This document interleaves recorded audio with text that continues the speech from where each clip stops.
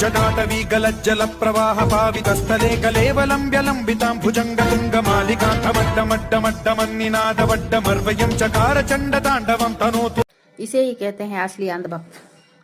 अंधभक्ति में डूबे हुए कि बर्फ अगर एक पे एक गिर जाए तो वो आकर शिवलिंग का ले लेगा और उसे ये लोग शिवलिंग है बोल के पूजा करने लगेंगे। फ्रिज में शिवलिंग प्रकट हो गए, मतलब शिवलिंग को कहीं और जगह नहीं मिली, वो फ्रिज में बर्फ अगर गोला जमा हो गया तो उसको शिवलिंग बना देंगे और उसकी पूजा करने लगेंगे, उस पर पैसे भी चढ़ा दिए।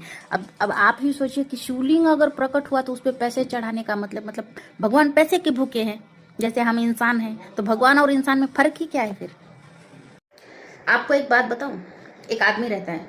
उसको उसके मन के मुताबिक एक नौकरी मिलती है जो उसको बहुत अच्छी लगती थी और उसमें अपने मन के मुताबिक पेमेंट भी मिलता है, तो उसको वो नौकरी लग जाती है। तो वो उसका पहला दिन होता है जॉब पे, तो वो जाता है कंपनी में, पहला दिन होता है, वो भगवान की पूजा पाठ करता है बहुत। तो बॉस वहाँ का देखता है तो उसे भी बहुत खुशी होती है कि अरे हाँ, अच्छा आदमी है, पूजा पाठ कर रहा है, मेरी कंपनी के लिए भी ये अच्छा है, तो ठीक है, वो चला जाता है। फिर दूसरा दिन होता है, दूसरे दिन वो आदमी कंपनी में जाता है, दूसरे दिन भी वो पूजा पाठ करता है, बहुत पूजा पाठ करता है, बॉस देखता है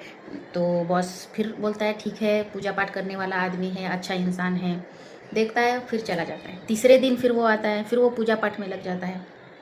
फिर बॉस देखता है, फिर वो बोलता है कि ये तो कभी भी आता हूँ तो पूजा पाठ ही करते दिखाई देता है, काम तो कुछ कर नहीं रहा है, वो उस दिन इग्नोर कर देता है। चौथे दिन फिर देखता है, चौथे दिन भी वो आदमी पूजा पाठ ही कंपनी में कर रहा होता है, पूजा के भगवान आरती माला फूल बेलपत्र सब चढ़ा के पूजा पाठ ही करता रहता है, प्रे करता रहता है, भगवान आपने मुझे बहुत अच्छी नौकरी दी है, थैंक यू वगैरह वगैरह। बॉस देखता है ये तो कुछ काम नहीं करता, बॉस उसको बुलाता है,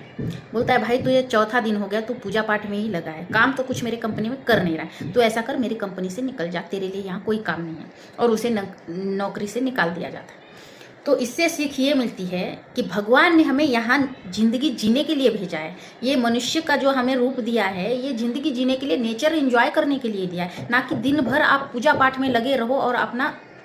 जो आपको भगवान ने कर्म करने के लिए भेजा है वो आप बाजू में रख दो और पूजा पाठ में ही लगे रहो। तो भगवान पूजा पाठ करने वालों को क्या कहते हैं, भाई तेरा इस पृथ्वी पे कोई काम नहीं, तू पूजा पाठ करने मेरे पास ही आ जा। और इसलिए हम देखते हैं कि जो जितना पूजा पाठ करता है ना, उसको भगवान उतना जल्दी ऊपर बुला लेते हैं। क्यों? क्योंकि वो भगवान बोलते हैं कि तेरा पृथ्वी पे काम ही नहीं, तुझे मैंने जन्म दिया था कर्म करने के लिए, कि नीचे जा, नेचर एंजॉय कर, आदमी का, इंसान का तुझे मैंने जन्म दिया है, तो तू नेचर को एंजॉय कर, लेकिन तू तो पूजा पाठ और भक्ति पाठ में ही लगा रहा है। अगर भगवान पूजा पाठ करने के लिए ही भेजते तो वो अपने पास ही रख लेते ऊपर, भगवान नीचे भेजते ही नहीं हमें पृथ्वी पे, अपने पास ही रख लेते कि चल तू यही मेरे पैर दबा, यही आरती कर, पूजा कर, जितना तुझे माला जपना है जब।